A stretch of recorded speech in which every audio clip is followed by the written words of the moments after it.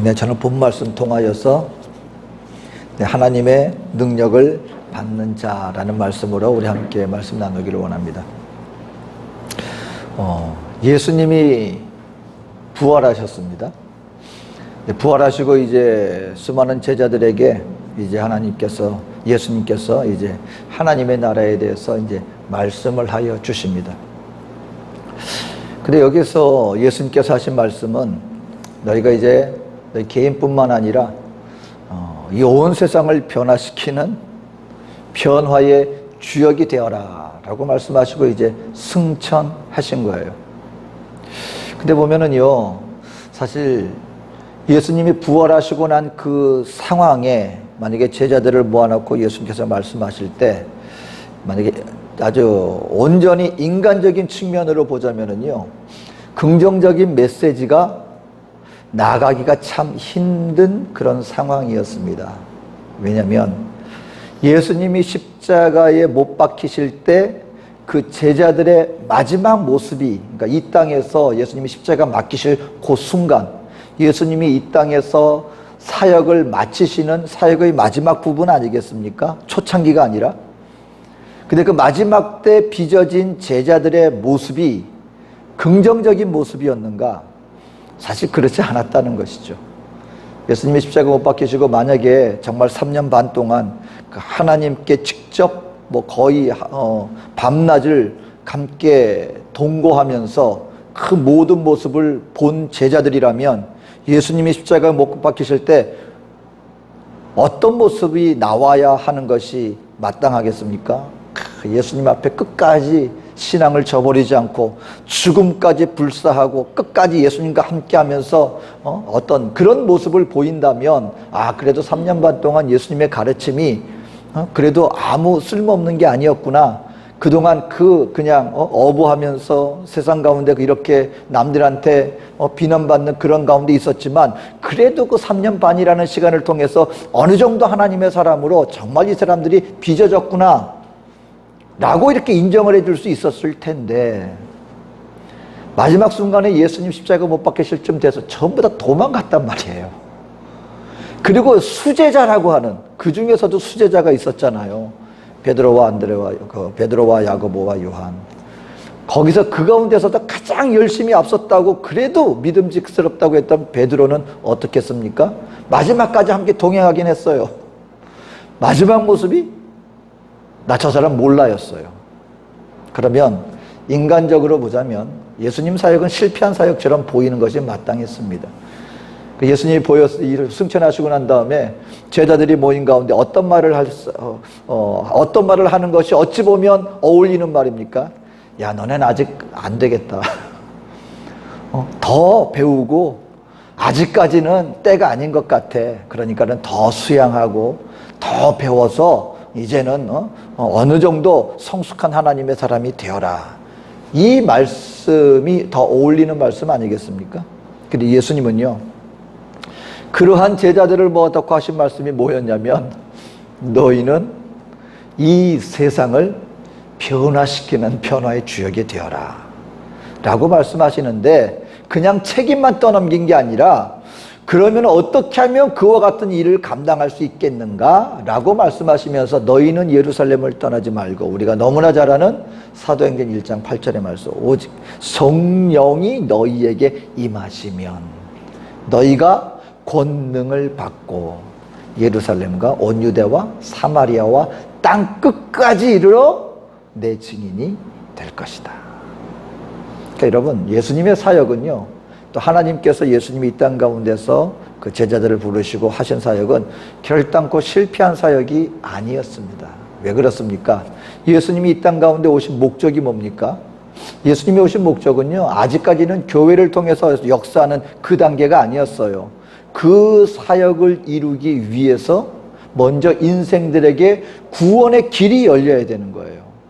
예수님이 이 땅 가운데 오신 모습은요, 아직까지 완전한 사람을 빚어내는 것이 예수님의 사역이 아니었어요. 사명이 아니었어요. 예수님의 사명은 이 땅에 자기 몸을 온 세상을 위한 희생 제물로 드리는 것, 십자가를 지고 십자가 안에서 우리 인생의 모든 죄를 도말하시는 것, 죄의 값을 갚아주시는 것, 그것이 예수님의 사명이었고, 여러분 예수님의 사명이 실패했습니까? 제자들의 모습이 아직까지 연약한 모습이었기 때문에 예수님은 아무것도 하신 것이 아니었습니까? 아닙니다. 예수님은 완전하게 본인의 사명을 감당하셨습니다. 무엇을 통해서? 십자가의 죽으심과 부활을 통해서. 그리고 예수님께서는 아신 것입니다. 이 땅 가운데 그럼 하나님의 우리가 불가능해 보이는, 아니 나 한 사람 변화시키는 것도 힘든데 내가 아닌 이 땅에 내 주변과 이 세상 모든 사람들에게 이런 변화의 사명을 감당한다? 이것이 우리 스스로의 힘으로 가능한가? 우리 주님은 아셨다는 것입니다. 그 사역은 우리 스스로의 힘으로는, 그 능력으로는 안 되기 때문에 예수님께서 말씀하신 것입니다. 오직, 여러 가지 방법 중에 하나가 아니에요. 유일한 방법이라는 것입니다. 유일한 길이라는 것입니다. 오직 성령이 우리에게 임하시면, 하늘로부터 우리에게 능력이 부어지면 바로 그와 같은 사명을 감당할 수 있다는 것입니다. 그래서 그러면 어떻게 우리가 그와 같은 하나님의 그 놀라운 이 세상을 변화시키는 사역을 감당하기 위한 능력을 받을 수가 있겠습니까? 오늘 이 사도행전 1장의 모습을 통해서 우리가 두 가지의 모습을 우리가 한번 살펴보기를 원합니다. 어떻게 하나님의 능력을 덧입을 수 있겠는가? 여러분 기억하세요. 내가 능력을 만드는 게 아닙니다. 내 능력이 아니에요. 하늘로부터 우리에게 주어지는 능력입니다. 우리에게 부음받아지는 능력입니다. 바로 그 능력을 어떻게 받을 수 있겠는가? 첫 번째로는 나의 잘못을 뉘우치며 살아갈 때 바로 그러한 자들에게 하나님의 능력은 임하게 되는 것입니다. 나의 죄를 인정하고 그 죄를 우리가 자복하며 회개하는 삶을 살아가는 자, 나의 잘못을 뉘우치며 살아가는 자들에게 하나님의 능력은 임하게 된다. 여러분 이게 믿는 성도가 아닌 이 세상 철학자도 우리 인류에게 반드시 필요한 덕목 중에 하나를 이것으로 들었습니다. 소크라테스가 이렇게 말합니다. 반성하지 않는 인생은 살 가치가 없다. 반성하지 않는, 나 자신을 성찰하고 돌이켜보는 바로 그와 같은 반성이 없는 인생은 아예 살아갈 가치가 없는 인생이야 라고까지 얘기를 했다라는 것입니다.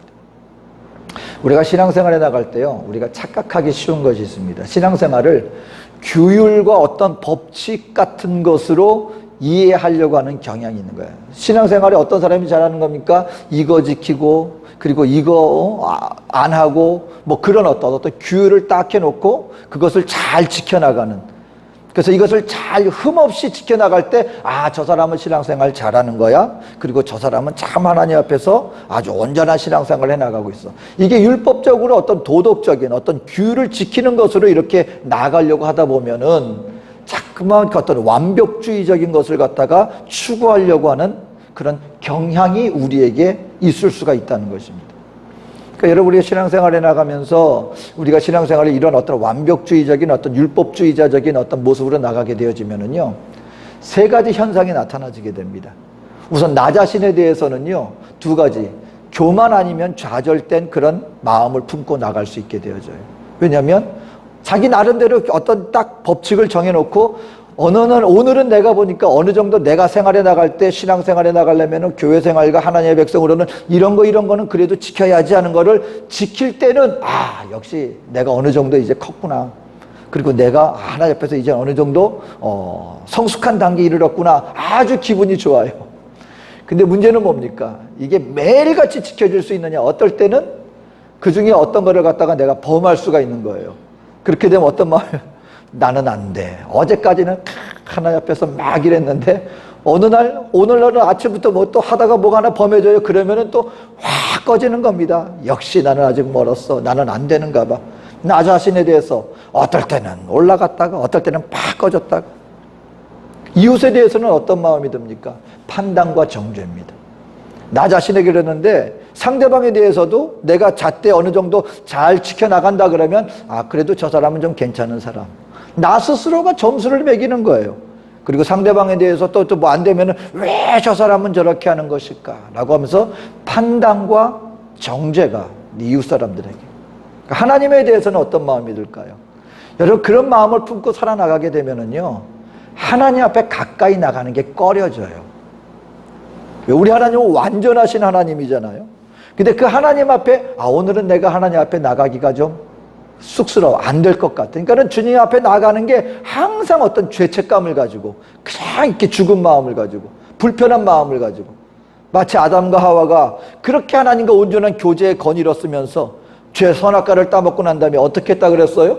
이전 같으면은 하나님이 오셨을 때 기쁨으로 이렇게 했을 그 아담과 하와가 그때는 막 나무 뒤에 가서 숨는 거예요. 완벽주의자, 율법주의자에 속해 있는 사람들은요, 하나님 앞에 나가서 그 기쁜 마음으로 주님 앞에 나와서 그 어떤 교제 속에 나가는 것을 꺼려합니다. 왜? 항상 위축돼 있어요. 죄책감을 가지고 살아나갑니다. 근데 여러분, 하나님 앞에서 원하시는 것, 그것이 무엇입니까? 오늘 하나님이 원하시는 능력 입을 사람들이 과연 그러면은 완전하게 어떤 빚어진 사람들만이 능력을 받을 수 있는 것이겠습니까? 오늘 이 성경 가운데 마가 요한 다락방에 성령이 임해서 능력이 임했거든요. 그때 모여서 함께 기도했던 무리의 사람들의 명단을 보여주는데, 오늘 본문 13절과 14절입니다. 들어가 그들이 유하는 다락방으로 올라가니 베드로, 요한, 야고보, 안드레와 빌립, 도마와 바돌로메, 마테와 및 알페오의 아들 야고보, 셀롯인 시몬, 야고보의 아들 유다가 다 거기 있어. 거기 모인 사람들 명단을 가만 보면은요, 일단 베드로 이름이 보입니다. 베드로는 어떤 사람? 여러분, 베드로가 믿을 만한 사람입니까? 빚어진 사람입니까? 어느 정도 우리가 정말 본받을 만한 그런 사람이었습니까? 아니에요. 야, 베드로 말은 못 믿겠어. 왜? 언제는 내가 죽기까지 따르겠습니다 했다가, 언젠가는 그냥 도망갔다가, 나중에는 예수님을 부인하기까지 했던 사람, 절대로 믿을 만한 사람, 불안정한 사람, 베드로. 도마 이름도 보입니다. 도마는 어떤 사람이에요? 다른 사람들이, 다른 사람들이 아니에요. 자기와 함께 했던 그래도 동료들이 예수님이 부활하셔서 우리에게 오셨어 그랬을 때, 그래도 정말이야? 참 내가 없어서 참 나 안타깝네. 이 정도는 돼야 되지 않겠습니까? 나중에 도마는요, 내 손으로 그 못자국과 창자국에 손대기 전에는 난 절대로 못 믿어. 부활했다는 그 한두 명도 아니고 그 동료 거의 대부분이 예수님 부활해서 우리 가운데 오셨어 했는데, 동료들조차 믿지 못하고 예수님을 믿지 못하겠다고 했던 바로 그 인물이 바로 도마입니다. 그리고 그 가운데는 세리도 있었어요. 그 민족에서 가장 사람들한테, 동족들한테 아주 매국노라고 인정받는, 가장 천시받았던 그런, 멸시받았던 그런 족속 중에 세리들이 있었는데, 이 모인 사람들에 보니까 바로 그런 사람들도 있어요. 또 예수님의 형제들도 있었거든요. 예수님의 형제니까 그래도 형제들은 좀 괜찮았겠지. 성경에 가만 보면은요, 예수님의 형제들은 예수님을 메시아로 인정하지 않았을 뿐만 아니라 예수님 자기 형제에 대해서 저 사람 아무래도 정신 나간 것 같아 라고 표현한 사람들이 예수님의 당시 형제들이었어요. 그리고 절기가 돼서 예수님이 그 성전에 올라가지 않으니까, 아니 당신 뭐 큰일 할 사람이라며 오늘 같은 이런 큰일 날 때 예루살렘에 가서 한번 또 선동해 봐야지, 아니 여기서 뭐 하고 있어? 라고 조롱까지 했었던 인물들이 바로 그 예수님의 형제들이었어요. 근데 오늘 그들이 하나님의 능력이 머무는 바로 그 장소에 이들이 모였는데, 외적으로 볼 때는 아니 어떻게 이런 사람들에게 하나님의 능력이 임해라고 말할 그런 부족한 사람들이었는데, 놀랍게도 성령이 그 자리에 임함으로 말미암아 그들 모두가 하나님이 약속하여 주신 성령의 능력으로 충만한 사람들이 모두가 되었다는 것입니다. 그들 모두가 하나님의 능력을 입었습니다. 이걸 보건대 여러분, 하나님의 능력을 받기 위한 조건은 외적으로 이미 모든 것을 갖춘 바로 그들에게 성령의 능력이 임하는 것이 아니라 다른 뭐가 있다는 것입니다. 근데 이들이 공통적인 특징 하나 있습니다. 뭐냐면 그들은 결국 나중에 주님 앞에서 본인들의 죄에 대해서 심각하게 받아들이고 인정하고 그것을 주님 앞에 고백하고 자복했던 사람들입니다. 하나님의 능력을 입는 사람들은요, 결코 외적으로 완벽한 조건을 가진 사람들이 아니라 성경은 분명히 누누이 예수님께서는 성경을 통하여 우리들에게 어떤 자들에게 하나님의 은혜 입을 사람들인가, 어떤 자들이 하나님의 능력으로 충만하여 하나님께 쓰임받을 수 있는 사람들인가 철저하게 심령이 가난한 자들입니다. 자기 자신에 대해서 애통하는 자입니다. 자신의 죄에 대해서 인정하고 하나님 앞에 무릎 꿇고 회개하고 돌아오는 자, 바로 그들에게 하나님의 능력이 임한다라는 것을 분명하게 말씀해 주고 있습니다. 그럼 이것이 신약에만 적용이 될까요? 구약에 여러분 다윗과 사울의 예는 바로 이와 같은 하나님의 그 회개하는 자에게 들어 사용하신다는 아주 대조적인 아주 분명한 인물이 그들이 바로 다윗과 사울입니다. 사울왕, 첫 번째 사울왕. 여러분 외적으로 한번 보세요. 사울이 뭘 그렇게 잘못했습니까? 흠이 많은 사람은 다윗이 흠이 많아요. 다윗은요, 나중에 한번 그 죄 지은 걸 한번 보세요. 죄의 질로 만약에 법정으로 선다면은요, 오늘날과 같은 법정에 선다면 사실 사울 왕은 무죄 선고 나오는 사람입니다. 만약에 법적 형별로 친다면은요, 다윗은 분명히 아주 옥살이를 할 만한 분명한 죄를 범한 사람이에요. 죄인이에요. 일단은 남의 아내를 뺏었잖아요. 그리고 자기 그 불륜의 여자를 보인이 취하기 위해서 자기와 그것도 상관없는 사람이 아니었어요. 자기를 믿고 신뢰하고 충성되게 섬기는 바로 그 부하를 거의 그 계략을 써서 죽음 가운데 아예 죽게 만들었던 살인자와도 같은 죄를 범한 사람이 다윗입니다. 근데 여러분 사울은 뭘 잘못했습니까? 전쟁에 나가서 오히려 나라를 위해서 공을 세운 사람이에요. 그리고 적국에서 그때 당시로서 여러분 그 나라가 침략하고 난 다음에 그 전리품을 취하는 것은 이건 당연한 일이었습니다. 그리고 어찌 보면 군인들은 바로 그것을 위해서 전쟁에 나가는 것인지도 몰라요.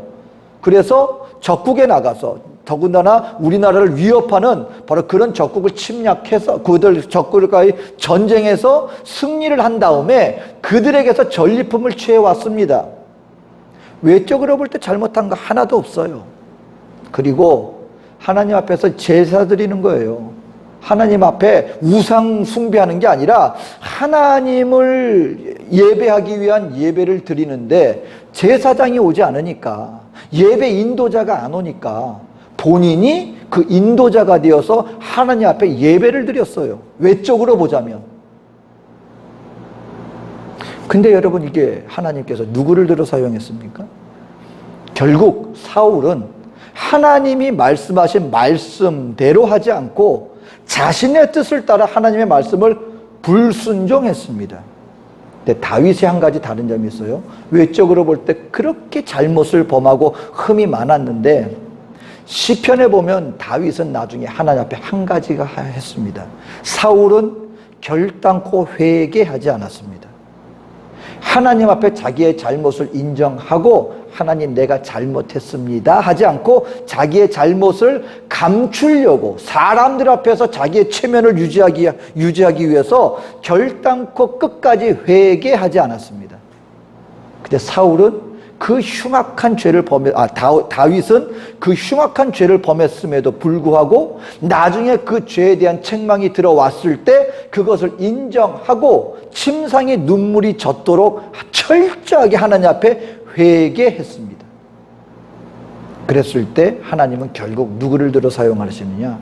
다윗은 하나님께 용서받은 사람이 되었고 사울은 하나님 앞에 버림받은 사람이 될 수 있었다는 것입니다.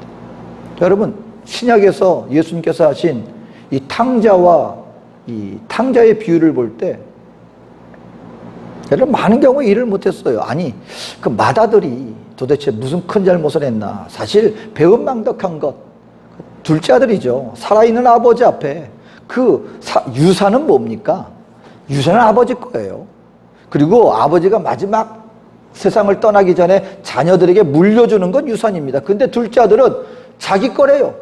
아버지가 멀쩡히 살아계신데 내 거, 마치 자기 거인 것 마냥 아버지에게 그것을 요구하고 그리고 나가서 허랑방탕하게 다 탕진했어요. 인생 완전히 그냥 바닥이 났습니다. 거의 노예의 지경까지 갔어요. 그때가 돼서야 아이고 내 아버지 집에 거할 것이 많은데 하고 눈물을 흘리면서 아버지 내가 잘못했습니다 하고 왔어요. 근데 맏아들은요 한 번도 아버지 속을 썩인 적이 없습니다. 단지 그 자기 동생을 받아들이기가 꺼림칙했어요. 그리고 아버지한테 불평한 것은 이것이었습니다. 나는 아버지 앞에 한 번도 내가 아버지 말씀을 거역한 적이 없는데 나에게는 이런 잔치 한 번 벌여준 적이 없던가? 근데 여러분 여기서 무슨 차이가 있는 것일까요? 둘째 아들은요 아버지의 은혜를 깨달았다는 것입니다. 아버지 앞에 자기의 잘못을 내가 잘못한 사람입니다. 그리고 내가 온전한 삶을 누릴 수 있는 유일한 길은 아버지의 은혜를 받을 그 길밖에 없네요. 결국 깨닫고 그 아버지 앞에 나와 회개하고 아버지여 은혜 베풀어 주시옵소서 하고 두 손을 벌린 것입니다. 근데 첫째 아들의 잘못은 무엇입니까? 첫째 아들은요 자기 자신이 지금 현재 누리고 있는 이 모든 것이 아버지의 은혜로 말미암아 본인이 누리고 있다는 것을 전혀 깨닫지 못한 거예요. 무슨 말이냐면 나에게 자격이 있어서 내가 지금 이 모든 것을 누리는 데는 나는 이미 자격이 충분할 뿐만 아니라 이것뿐만 아니라 두 둘째들에게 베풀어주는 바로 그와 같은 잔치자리에 그 더 많은 것을 받아 누릴 자격이 있는데 왜 나에게는 더 많은 것을 주지 않느냐? 있는 것에 감사할 줄도 모르고 이 모든 것들이 아버지의 것을 자기가 누리고 있다는 것도 깨달지 못할 뿐만 아니라 이 오히려 불평불만으로 가득 차 있는 것입니다. 나는 더 많은 것을 누릴 만해. 자기 자신에 대해서 깨닫지 못하는 거예요. 여러분 굉장히 중요한 말입니다. 오늘 저와 여러분들이 살아나가면서 어떠한 자들에게 하나님은 은혜를 주십니까? 여러분 저와 여러분 우리 모두가 지금 현재 누리고 있는 모든 것들은 아버지의 은혜로 말미암아 누리고 있다는 것을 알아야 합니다. 그리고 내가 자격이 있어서 누리는 것이 아니라 그렇기 때문에 하나님은 나에게 더 많은 것을 축복해 주셔야만 해 이런 마음을 가지고 살아가고 있다면 오늘 내가 하나님 앞에 온전히 정말 흠없이 어찌 보면 외적으로 볼 때도 하나님과 사람 앞에 흠없는 삶을 살아나가고 있다 할지라도 어쩌면 맏아들과 같은 바로 그와 같은 삶을 살아나가고 있는 것인지도 모르겠습니다. 하지만 철저하게 깨달아야 합니다. 어떤 사람이 지혜로운 사람입니까? 하나님, 우리는 날마다 주님 앞에 심령이 가난한 자로서 하나님 아니면 나는 살아갈 수 없는 존재입니다.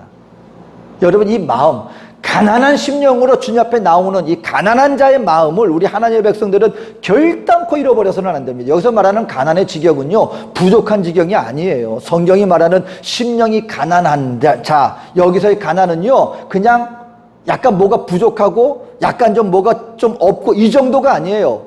완전히 파산한 지경을 얘기합니다.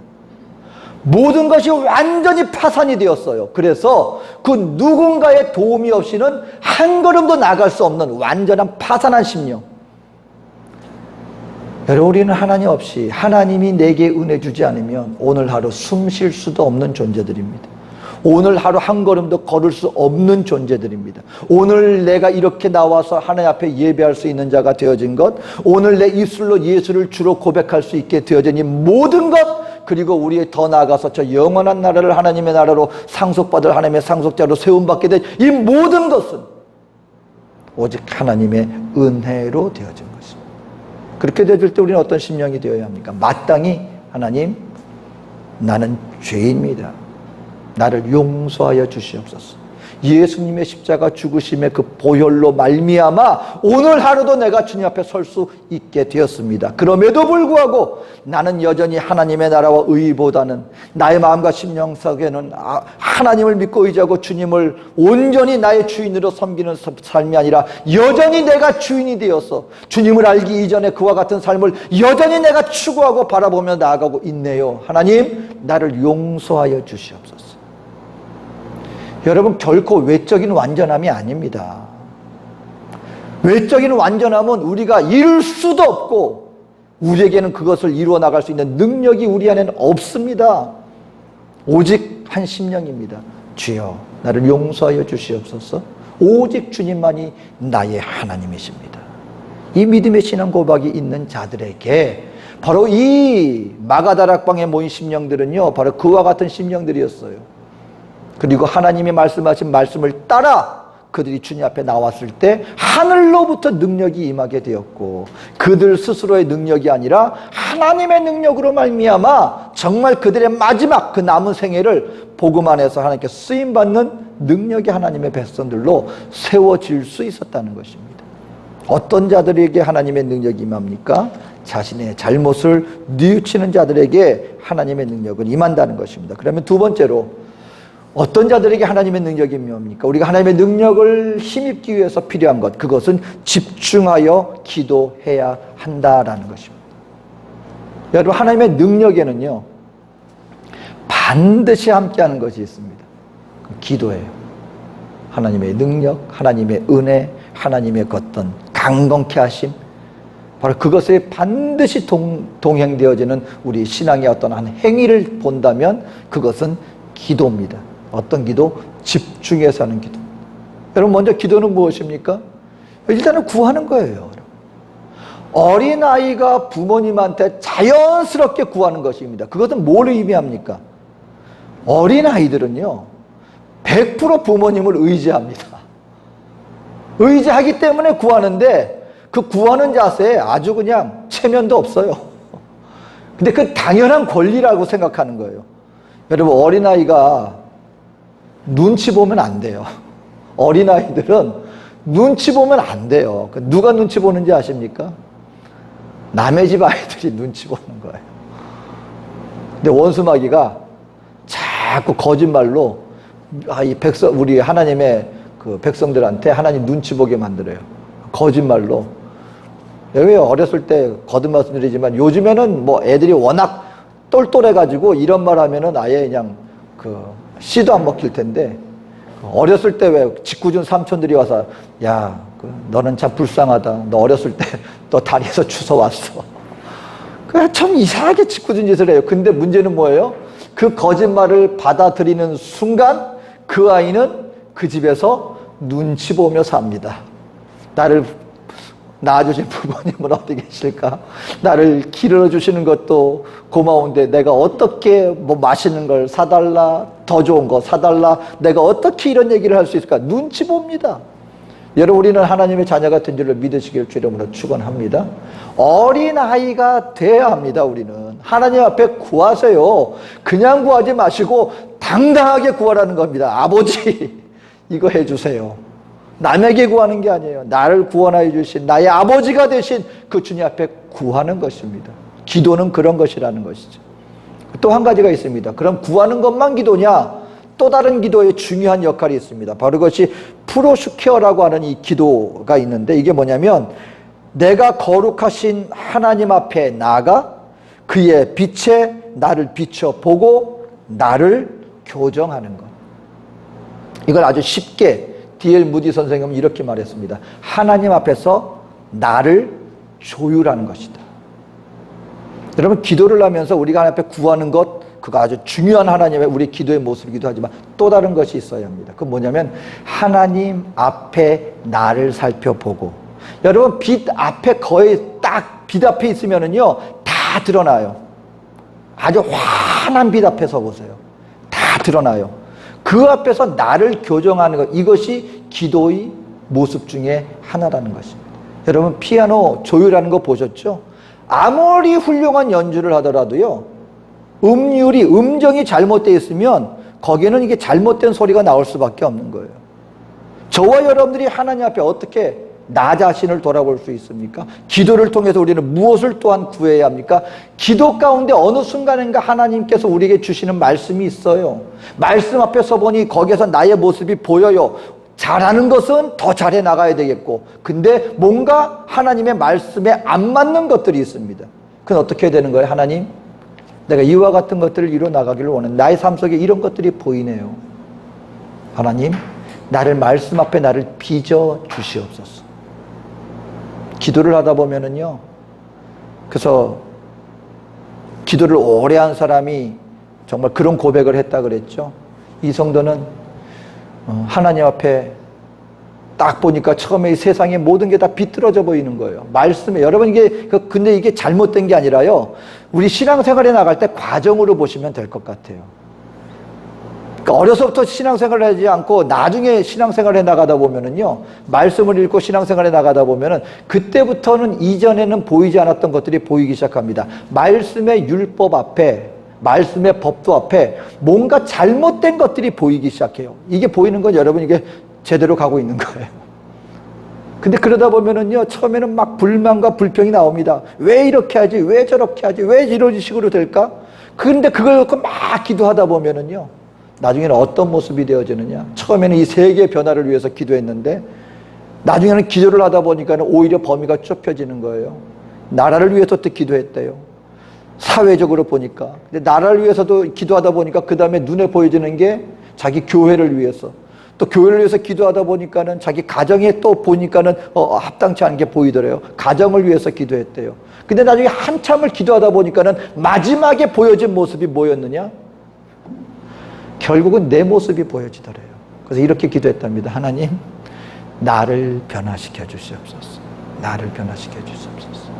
여러분, 기도 앞에서 기도하다 보면은요, 결국 하나님이 초점을 이렇게 집중시켜주는데 결국은 나의 모습이 보여요. 그러다 보면 하나님, 내가 죄인입니다. 내가 죄인입니다. 그 다음에 어떤 역사가 일어납니까? 그 다음에는요, 내가 세상을 둬서 판단하고 정죄하는 게 아니라 오히려 하나님, 나의 마음과 심령을 변화시켜 주시옵소서. 그리고 오히려 있는 모습 그대로를 포용하는 자가 되어져 나가는 거예요. 포용하는 자.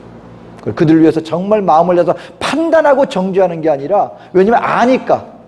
죄에 대해서 죄를 이겨나가는 것이 얼마나 어려운 일인지, 이 진정한 변화를 이뤄내가는 것이 정말 어떠한 기적이 요구가 되는지, 그러다 보니까 이제는 내가 할 수 있다는 마음은 벗어버리고 하나님 역사하여 주시옵소서 기도하면서 마음으로 오히려 세상을 품는 자가 되어져 나가는, 그래서 이제는 내가 그들과 전혀 별개의 사람이 되어서 그들을 판단하는 게 아니라 죄인 속에 나도 한 사람이라는 것을 내가 함께 동료의식을 느끼는 거예요. 맞습니다, 하나님.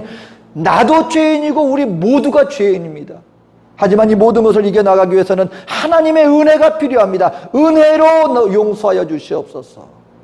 그 세상 속에 나의 한 일원이 되어서, 나도 한 죄인 되어서 함께 모두를 품고 기도하는 자가 되어져 나간다.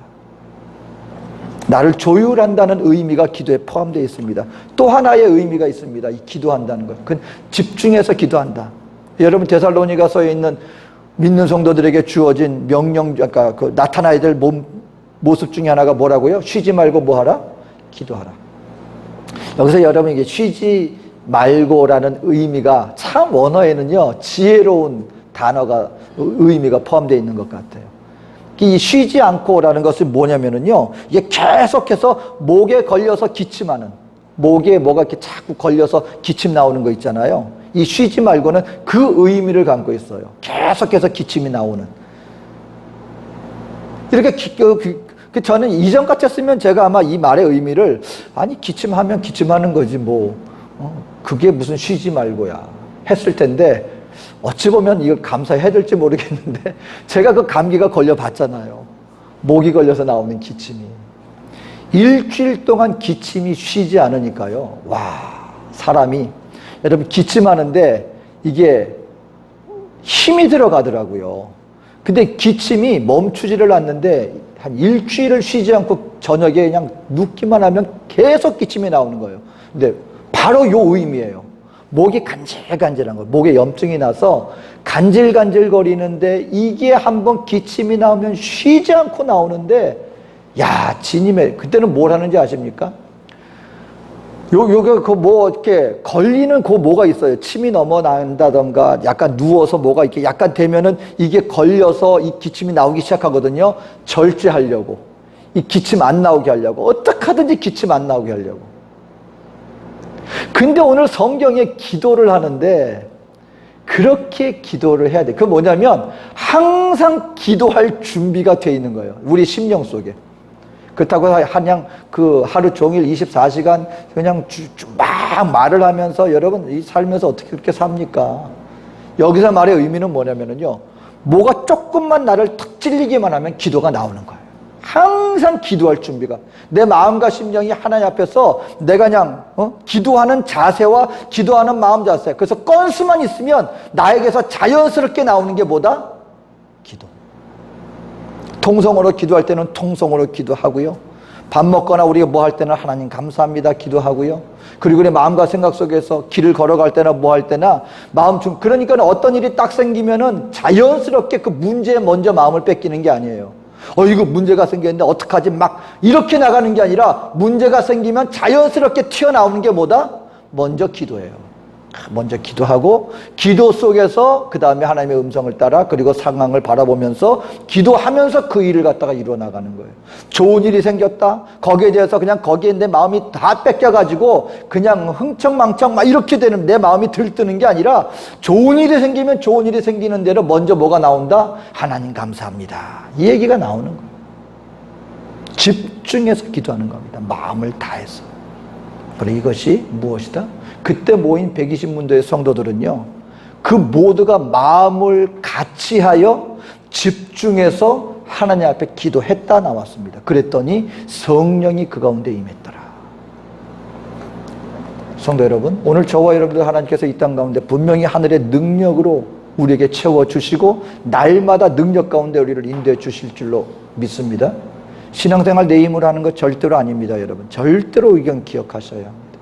그러기 위해서는 저와 여러분들은 하나님 앞에서 항상 나의 죄에 대해서 통회하고 자복하는 심령, 그리고 집중해서 하나님 앞에 나와서 우리가 어떤 순간에도 항상 기도가 쌓여 있는 거예요. 내 마음과 생각 속에서 아예 기도가, 우리에게서 무슨 일이 나오면 기도가 나오는, 항상 기도하는 자세, 쉬지 말고 기도하라, 이 믿음으로 나가게 되어지면 하나님께서 성령 안에 우리에게 한없는 능력을 부어주실 것입니다.